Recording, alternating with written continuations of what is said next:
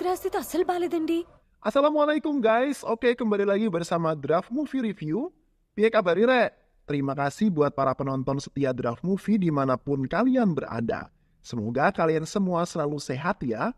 Kali ini Draft Movie sudah merangkum sebuah film yang berjudul Mira Pakai. Gimana keseruan ceritanya? Gak perlu banyak basa-basi lagi, ini dia alur ceritanya.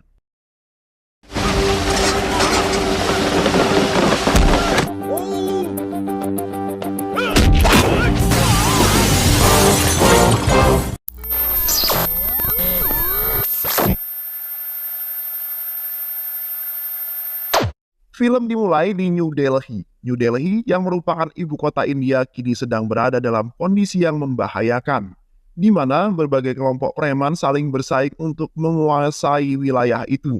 Seorang petinggi polisi ACP Srinivas mengeluarkan perintah untuk segera memburu dan menangkap gangster kejam yang bernama Kitu Bae. Kitu Bae yang berada di Bangkok, Thailand merasa geram karena dijadikan DPO oleh Srinivas.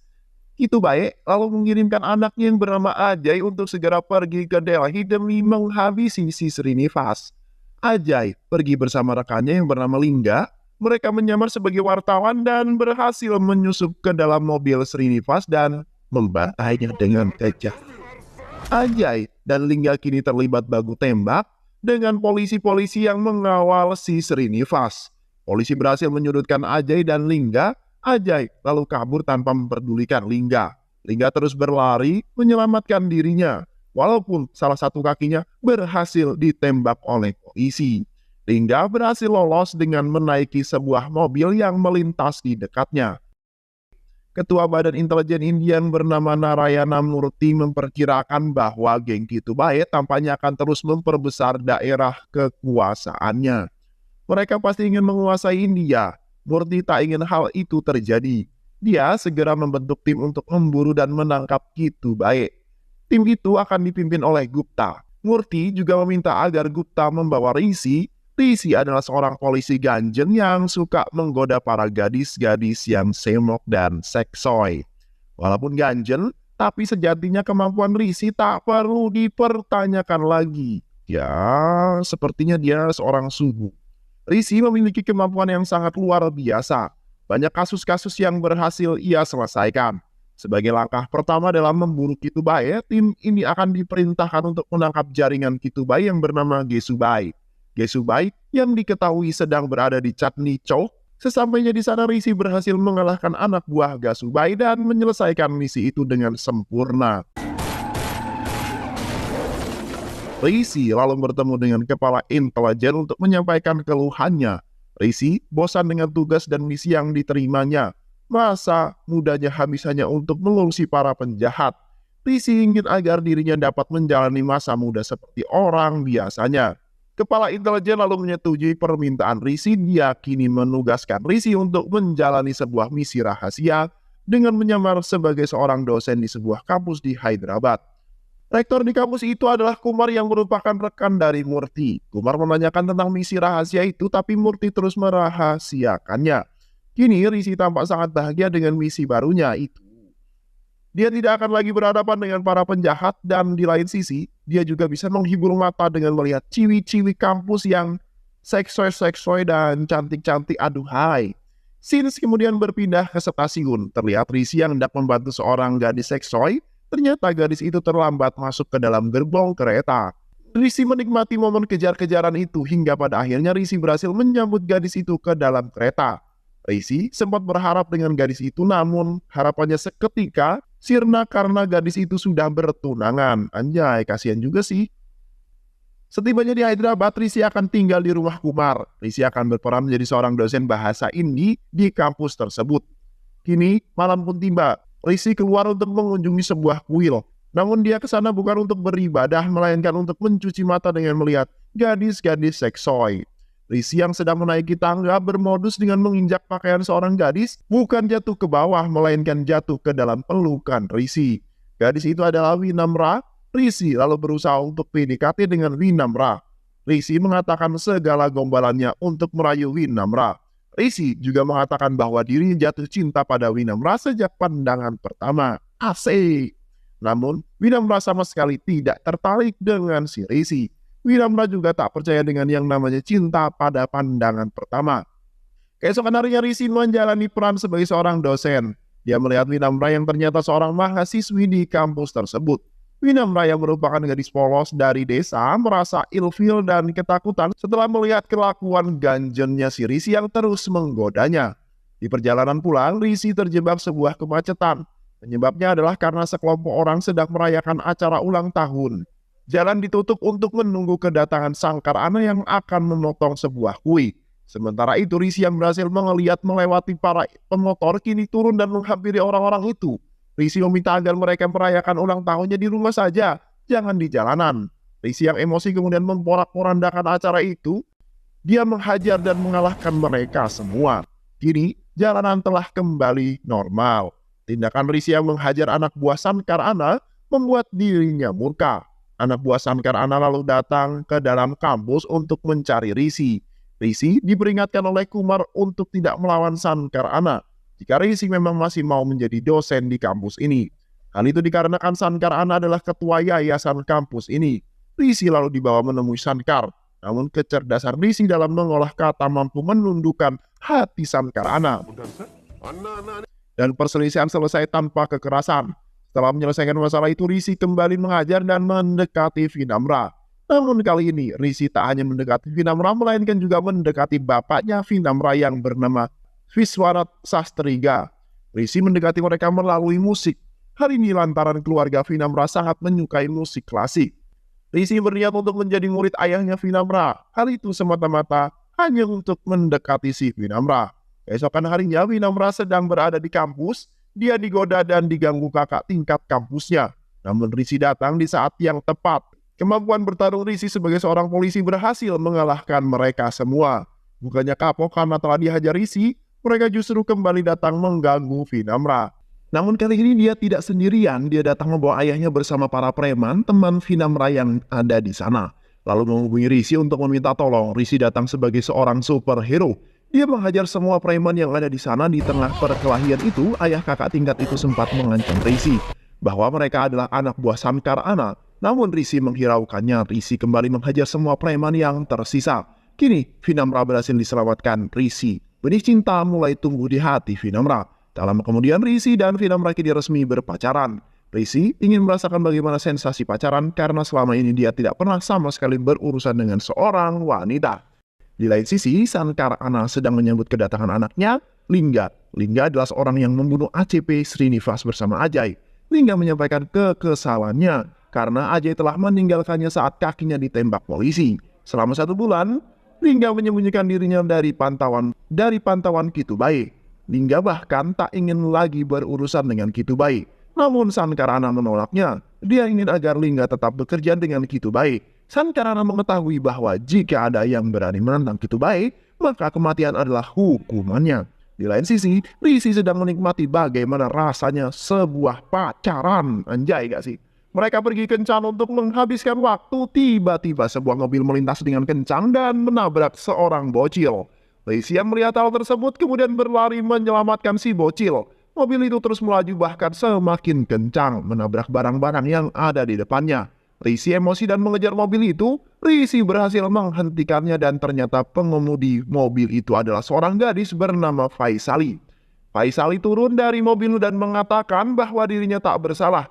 Dia mengemudi dengan kencang hanya untuk mencari hiburan. Risi yang mendengar penjelasan itu kemudian murka. Risi mengambil sebuah tongkat, dia memukul dan merusak mobil Faisali. Risi lalu pergi dari sana setelah mendapat panggilan dari Murti. Murti lalu menjelaskan bahwa misi rahasia Risi di Hyderabad telah ditetapkan. Murti menunjukkan sebuah foto, ternyata itu adalah foto Faisali, seorang gadis yang mobilnya baru saja dirusak oleh Risi. Usut punya usut, ternyata Faisali adalah anak kandung dari Kitubai. Murti mengatakan bahwa misi Risi adalah untuk menangkap Kitubai melalui anaknya Faisali. Faisali akan kuliah di kampus itu tahun ini. Itulah yang menjadi alasan kenapa Risi menjadi seorang dosen. Di sisi lain, Faisali menceritakan kejadian itu kepada Sankar Ana. Faisali meminta agar pelaku perusakan untuk segera diberi sebuah pelajaran. Lingga yang masih kesal dengan Ajay anak Kitubai ingin melampiaskan kekesalannya pada Faisali. Namun Sankar Ana melarangnya. karena Faisali adalah kelemahan Kitubai. Hubungan di antara keduanya sangatlah rentan. Diketahui Kitubai hidup sebagai seorang gangster sedangkan Faisali ingin hidup seperti orang normal. Beberapa hari kemudian Sankar Ana mengantarkan Faisali ke kampusnya. Faisali yang tiba di sana tak sengaja melihat Risi. Faisali langsung memaksa Sankar Ana untuk segera memecat Risi. Jika tidak menurutinya, maka Faisali akan pergi dari kampus tersebut. Sankar Ana yang tak mampu melawan hanya bisa menuruti permintaan Faisali. Sankar lalu pergi menemui Risi dan seketika langsung memecatnya. Kini, Faisali merasa puas dan bahagia dengan keputusan tersebut. Risi lalu bertemu dengan mahasiswanya untuk berpamitan sambil menyampaikan sebuah propaganda.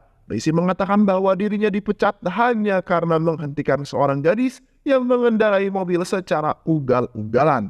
Para mahasiswa yang mendengar hal itu kemudian marah dan tak terima. Mereka berbondong-bondong pergi ke rumah Sankar Ana untuk berdemo. Para mahasiswa itu mengancam akan mogok kuliah jika dosen Risi dipecat. Kini semua kendali ada di tangan Risi. Faisali tak mampu berbuat apa-apa. Dia menerima tuntutan mahasiswa asalkan Risi mau minta maaf pada dirinya. Tanpa banyak basa-basi lagi, Risi lalu meminta maaf kepada Faisali dan masalah pun selesai. Keesokan harinya Risi kembali melakukan tugasnya sebagai seorang dosen. Risi meminta agar mahasiswanya terus membenci Faisali. Risi memanfaatkan momen itu untuk melindungi Faisali. Hal itu dilakukan agar hati Faisali mau menerima Risi. Di sisi lain, Gupta yang merupakan kapten dari tim ini mulai melancarkan aksinya.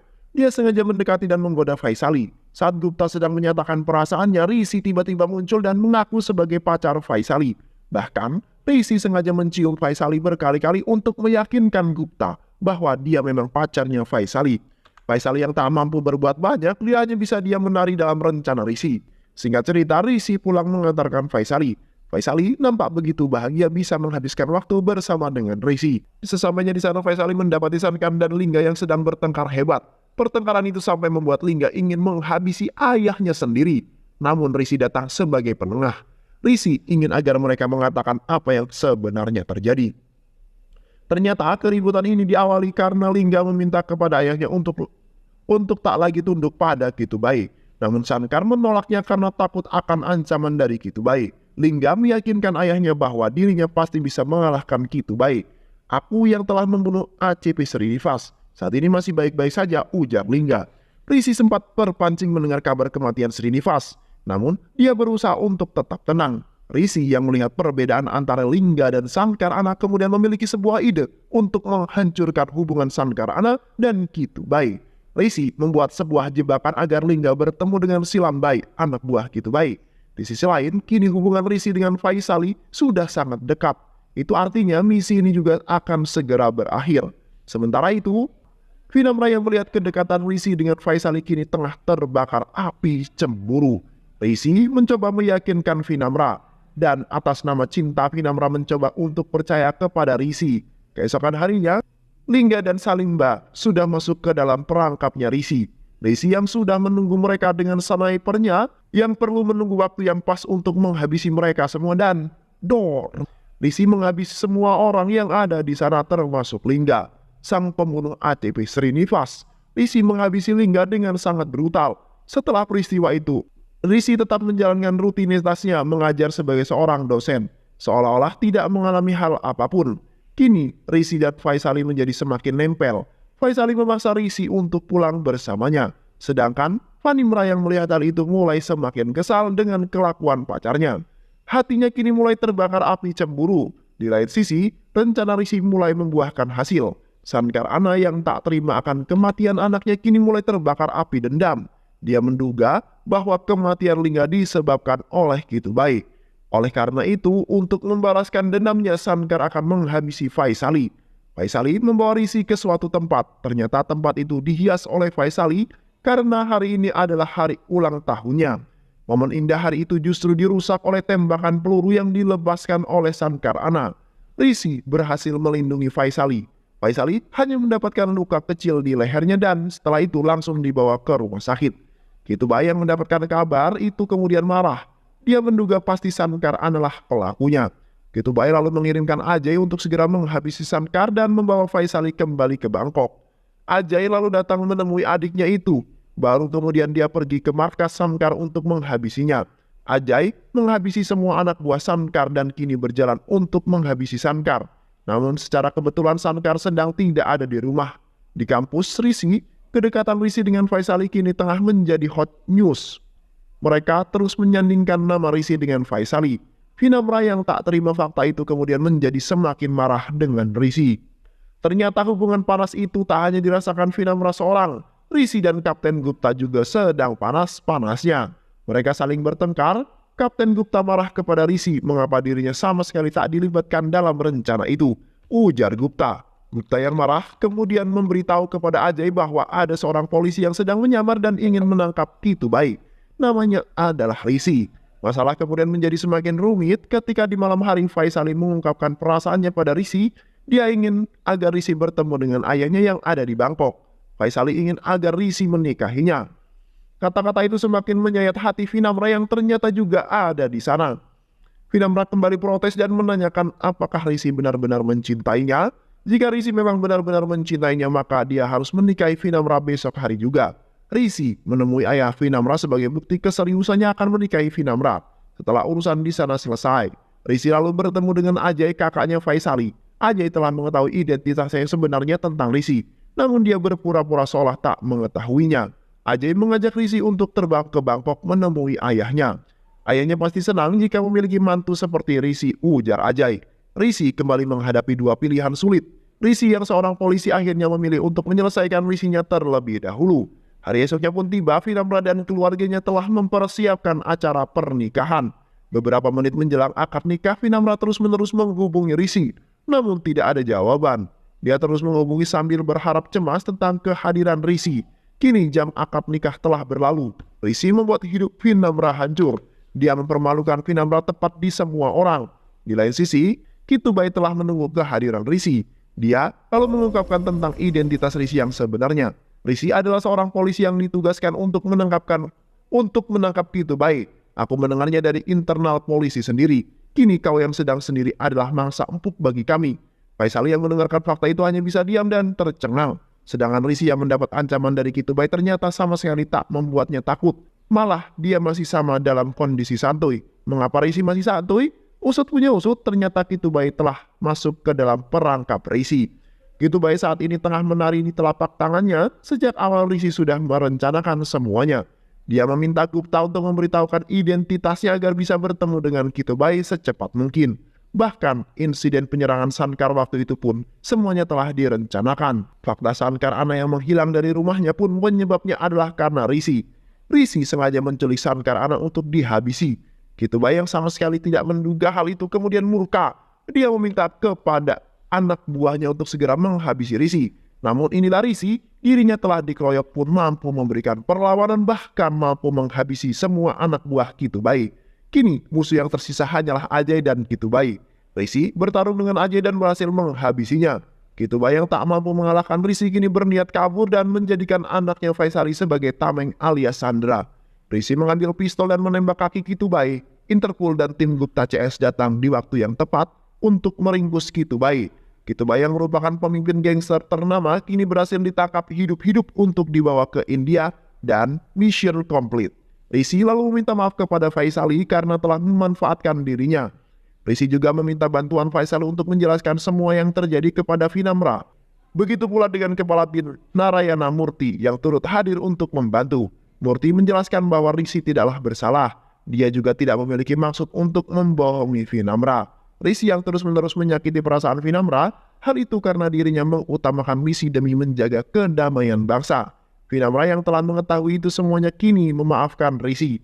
Dirinya juga menerima akan kembali kehadiran Rishi di hatinya dan film pun selesai. Terima kasih udah nonton video ini sampai akhir. Semoga kalian semua terhibur. Jangan lupa subscribe, like, comment, and share ya. Pisang habis dimakan kunti. Kunti dilepas banyak maunya. Salam undur diri dari Draft Movie dan terima kasih buat penonton semuanya. Draft Movie pamit, sehat selalu. Wassalamualaikum warahmatullahi wabarakatuh.